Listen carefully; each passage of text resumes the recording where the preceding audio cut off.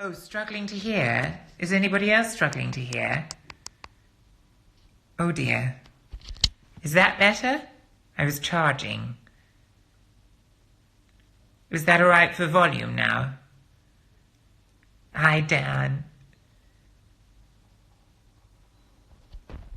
That's better. Okay, good. Oh, hi, Freddie. Okay, well, this book was the favourite of both my godchildren and my beloved nephew, Artie. It's by the wonderful David Litchfield, who I think might be in this group, listening, in fact. He's a wonderful writer. It's also the favourite of my little chum, Vladdy, who I think is watching too. So, without further ado, let's enjoy The Bear and the Piano. Here we are in the forest.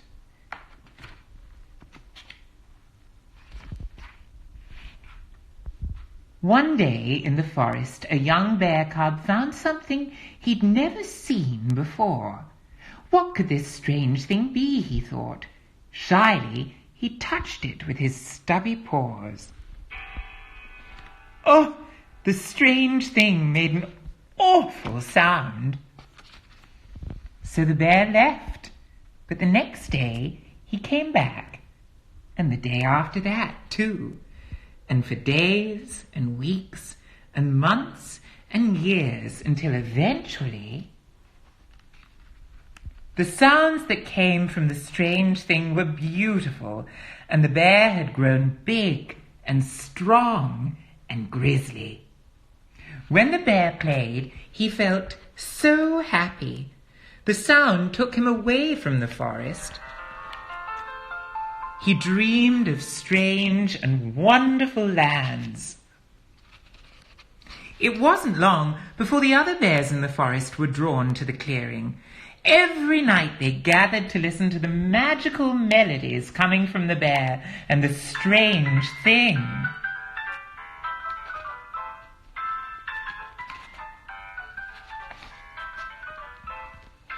Then one night, a girl and her father came across the clearing. They told the bear that the strange thing was a piano, and that the sounds that it made were music. Come to the city with us, they said. There's lots of music there. You can play grand pianos in front of hundreds of people and hear sounds so beautiful they will make your fur stand on end. The bear knew that if he left the forest, the other bears would miss him very much. But he longed to explore the world beyond the woods and hear more wonderful music and play better than ever before. So before long, the bear's name was up in big bright lights in the big bright city. He played sold-out concerts in giant theaters.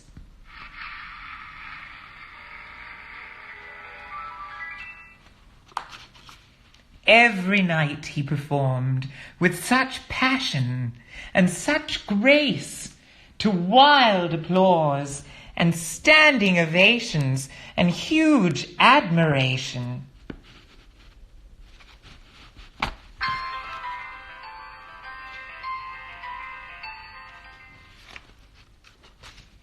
The bear recorded albums that went platinum. He was interviewed by magazines. He won awards and met new people every day and created headlines everywhere he went. The city was everything he'd hoped it would be, but deep down something tugged at the bear's heart. He had fame and awards and all the music in the world, but he missed the forest. He missed his old friends. He missed his home. So the bear decided to go back. He speedily crossed the river and excitedly bounded into the forest. He couldn't wait to tell his friends about his time in the city. But when the bear reached the familiar clearing, it was empty. No piano, no bears, no anything. The bear started to worry that his friends had forgotten him, or that they were angry that he'd left them behind. Then a friend stepped into the clearing. "Hello!" cried the bear. "I'm back! I've missed you so much!" Without saying a word, the grey bear ran back into the forest.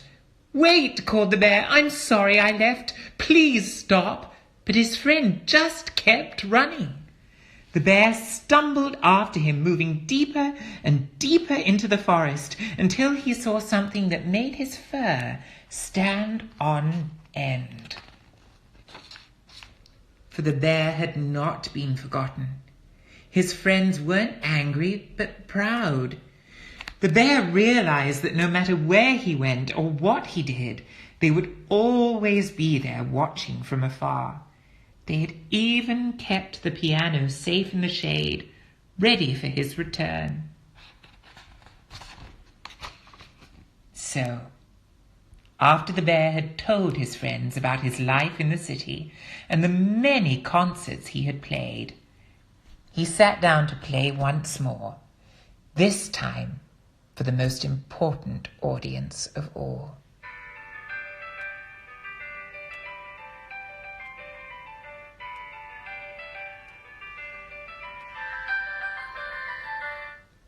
The end. Oh, well, I hope you all enjoyed that, and I hope that the wonderful author of that book, David Litchfield, is in this group tonight, because he really is a magical author, and I love books that are accompanied by music like that too, because it really gets those young synapses popping. You're most welcome, Emma. Thank you very much, Charlie. Thank you, Hannah. I hope Scarlett liked it. Ah, did Vladdy like it, Nadia? You're most welcome. Now, I'm going to very quickly see. I promise I will save this time. I didn't know how to last time, but I've been taught, so that's very good. Oh, thank you, James, darling. Oh, David! Oh, everybody, David C. Litchfield is in the group right now. So he heard that, the man from whom these words proceeded. They proceeded from his quill. Oh, Vladdy liked it. I'm so thrilled. David, you've done a magical job, because regards this as their favourite story, so I'm so thrilled. I'm going to pop into the chat and see who's there. It's possible that David's there.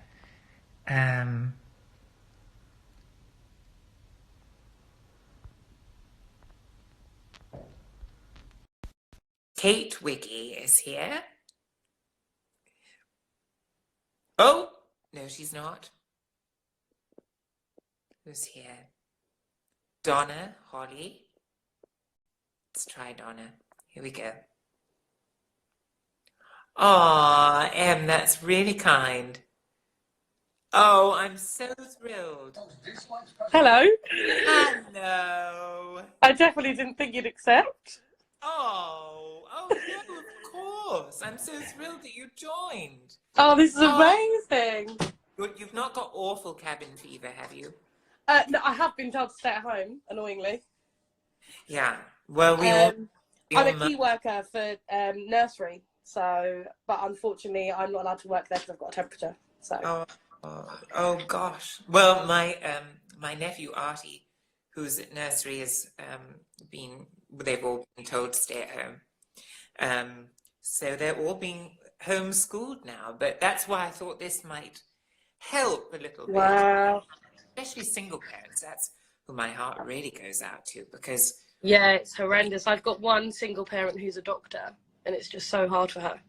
How do you do it? I don't understand. I mean, at least my sister and brother-in-law can kind of do shifts, so they're both working from home, and you can block in the morning, and then you can switch roles in the afternoon, and the other can be home educator. But if you're flying solo, how on earth do you do it? Exactly. I honestly don't know how it's done. Dotty. It's Dotty. Crazy. Oh, lovely, lovely Oh, it's comments lovely to here. talk to you. This is the strangest thing ever. I really didn't think you'd accept. Oh, did you hear the story? No. Well, Be Still My Heart. I just read The Bear and the Piano, and its author, David Litchfield, was in the group listening along. How special. Oh my goodness, that's so special. Yeah, we follow each other on Instagram, but I was deeply, deeply touched. That's amazing. He's a very clever man. I mean, or I've been asked to do the Scotch accent part. I've just segued into that. Oh, it's amazing. Oh, your nails are super, darling. Oh, thank you so much. Blooms, how lovely. Tulips. Yes, so my goddaughter, unfortunately, she passed away 2 years ago, but it was her anniversary, so we got tulips for her. Oh, that's lovely. Yeah, so very lucky. Very lucky. But yeah, I don't know whether to ask this or not. I just wanted to ask about Celebs Go Dating. So who was your favourite celeb? Who's your favourite celeb on Celebs Go Dating? Do you know, this is such a cop-out, this answer, but I honestly can't say. I mean, I just adore them so much, every single person that's passed that threshold. I tell you what, there are a few that have an unfair advantage because I've got double exposure to them. People like Charlotte Dawson and Joey and Sam, who we've had twice. Yeah. All of those we've had twice. Mm-hmm. So I have a real soft spot for them. And of course, the only one that's ever planted a kiss on my lips, Mr. Locke. Yes. Ollie Locke. But, although I love him, but Mr. James Locke gave me a smackaroonie. Oh, lucky you. Very velvety, bee-stung lips. Very nice indeed. Amazing. I would have thought you said Joey was your favourite because you two had a great connection. He is my honeybee, and we're still very much in touch. Yeah? Yeah. Mostly but periodically we see each other. Oh, that's amazing. Well, thank you so much for choosing me. That's amazing. No, somehow you popped out. Amazing. Thank you so much. Well, oodles of love. You too. Good. Look after yourself. Be safe. Care. See you soon. Bye. Bye. Oh, there are 10 of you in there. I'm so sorry. I'm not very technically good, so I just have to kind of try and improvise here. Now I'm going to go to Holly because she was in there before, I think. Here we go.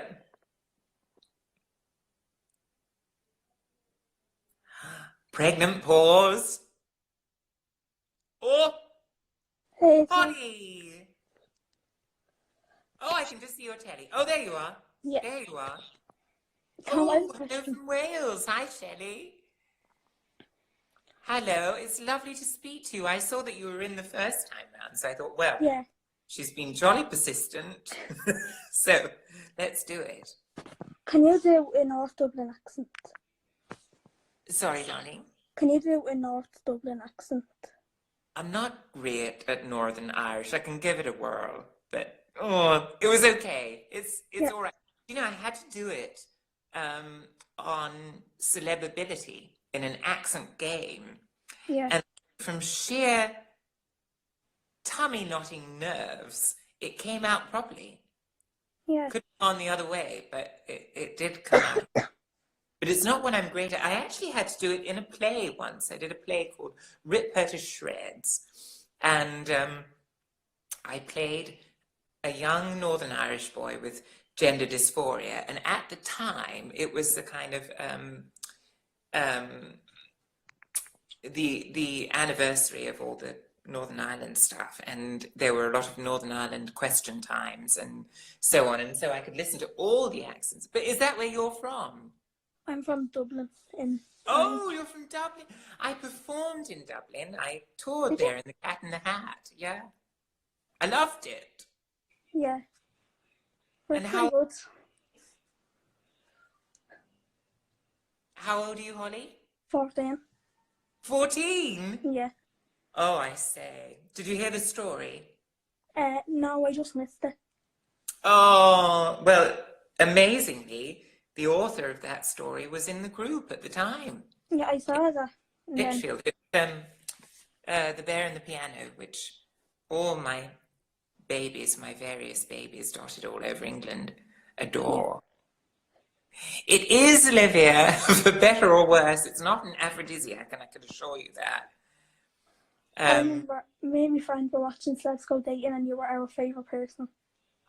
Oh gosh, that's really lovely. Thank you. I'm deeply touched by that. Hello, Summer. I hope you enjoyed the story. Sorry, I'm flitting from you to the comments, It's Holly. fine. It's a bit like being at a party, isn't it? You have to kind of Yeah. spread yourself very thinly like a piece of pastry so everyone can have a bite. Everyone have a nibble. Yeah. I was so happy when you... I leave you to your evening. I'm so glad that we got to chat. Yeah, me too. Lots of love. Take care. Me too. Bye.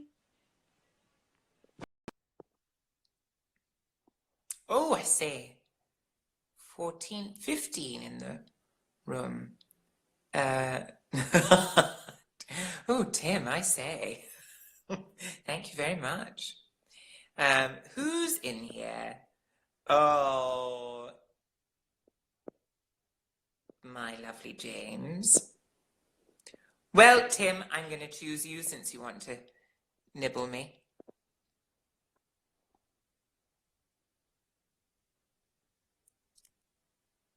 Ollie, hello. Hello, Antonia. Oh!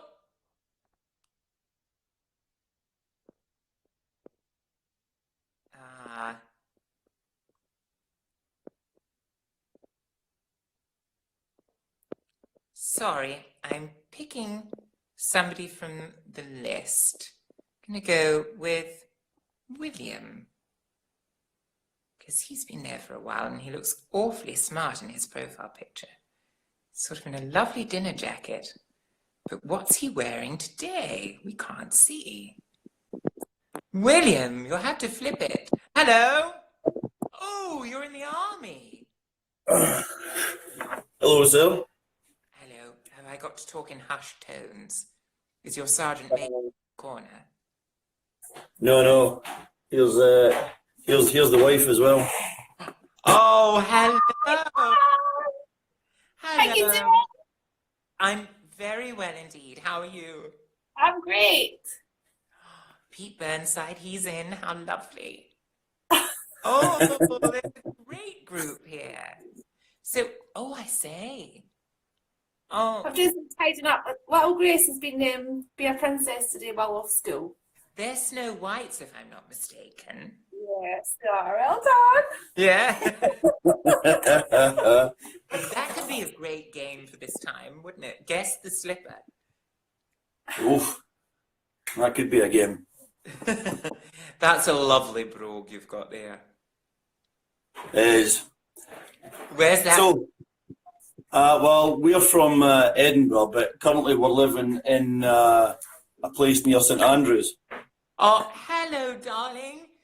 Did you Say like hello? the story? Did you like the story? Oh, Yeah. I'm thrilled. That's music to my ears. It really is. Did you know that the author of the story was in the group while we were reading it? Yeah, I David, heard you. he's a very special man. That's pretty cool. Very cool. Yeah. I'm glad I only saw at the end. I would have been very nervous. Yeah, under pressure. I'll say. So you're Well, in uniform right now. Does that yeah, because I've no long just finished work.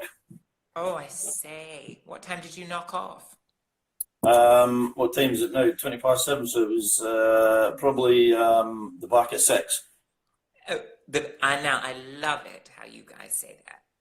Because to me, you say the Barker 6, and I imagine just behind 6 on the clock. You know, I envision the clock face, but actually it means just after, doesn't it? Like about 5 past. Say hello Oh, again. you've got Digi Bomber. Hello, what's your name? Ewan. Yui? Ewan. Ewan. Oh, that makes more sense. Who's called Yeah. you? He's one of the Lovely twins. to meet you. Look at that beaming countenance. Oh, my sister's in. Did Artie see the story? Yeah. Yeah, that was the story that he was telling earlier. Yeah. Oh. Well, I'm going Well, to we'll say, disappear. yeah, well, listen, have a lovely, lovely evening. It's great to meet you. You too. Take care. Bye-bye. Bye. Bye, Tom. Bye-bye. Oh. Oh, Stefan, you're in here. How lovely. Oh, now who is in this little chamber, digital chamber, waiting to chat? Oh, somebody else just popped in. 7 children. 8. Oh, come on, come up. Oh, what have I done? I'm so sorry. It's not very sensitive to my digits. Oh, hello, Courtney Act. I say. Oh, Christmas.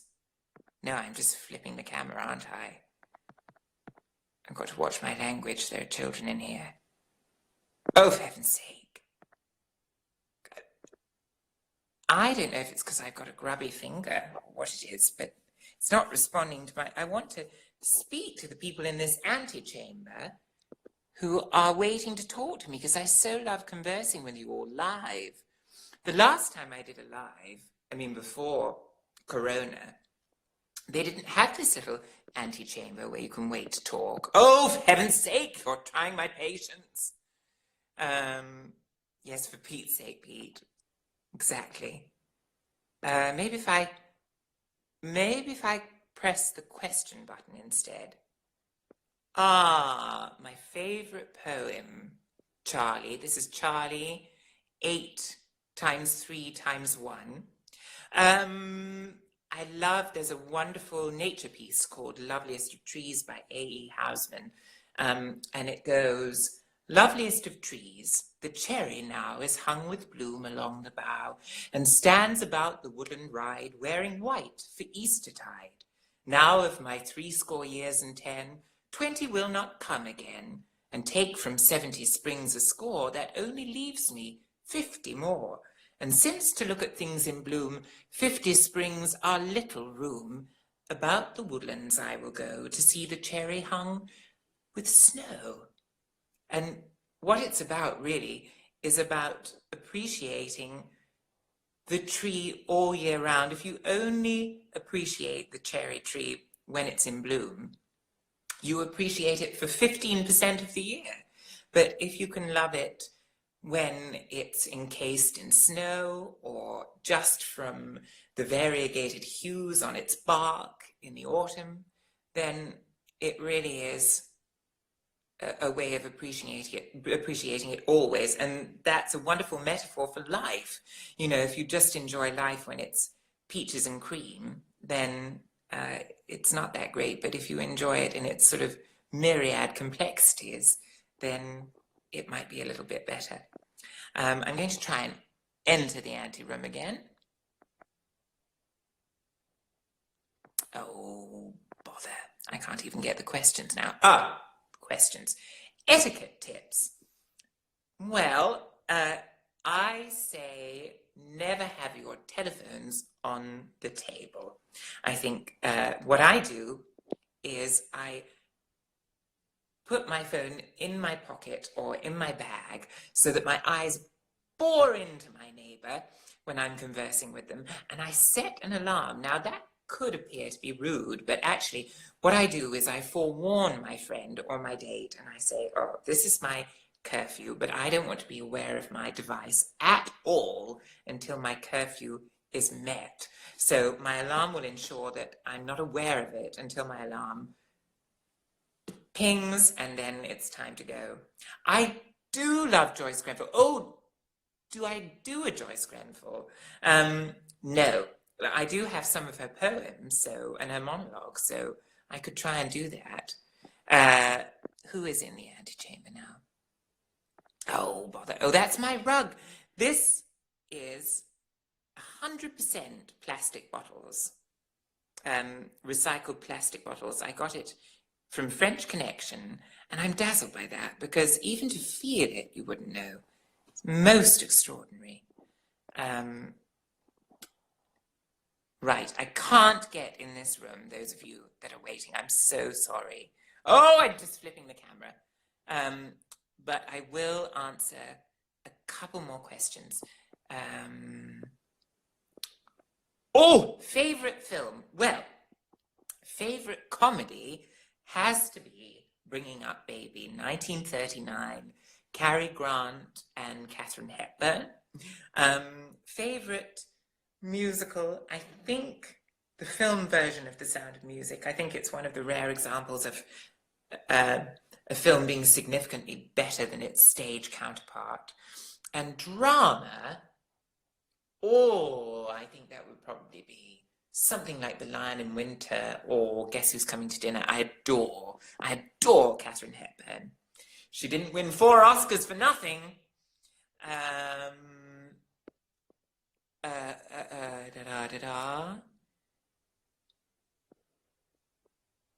Where's the favorite place I've ever traveled to? I think it has to be Broadway. I remember seeing a revival of Company on Broadway, and it was neat as a pin. I mean, there is no better place for seeing musicals. I think London trumps Broadway for plays, but my favorite actor, Rich. Are you being gender specific with actor or not? I think probably Katharine Hepburn, of all time. I just adore her. There's such truthfulness, but she's also not afraid to be big. You can be terribly big on film. It's a great misnomer that you have to be very subtle and it's all sort of in the rays of a single eyebrow or whatever. You can be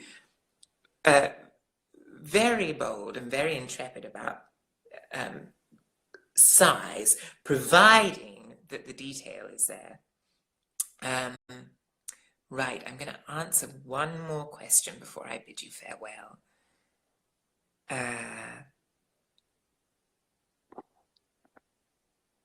What's my favorite supper? Oh, thank you, Diana. Thank you. They're all my own. Thanks, Rich. I'm glad. Favorite ice cream flavor? I'm going to appall you all. I don't really like ice cream very much. I mean, I don't dislike it, but it's not something I'd ever order or ever buy. My granny makes 2 ice creams, which I adore, though. She makes lemon ice cream, and she also makes a brown bread ice cream, and it has this wonderful kind of molasses, malty taste. It's absolutely gorgeous. Hello, Sophie, and hello, Mum Claire. Right, darlings, this has been utter bliss, but I'm going to love you and leave you because I want a little glass of Côte de Rhône, and I'm going to do something clever with some lentils, I think. Adore you all. Bye-bye.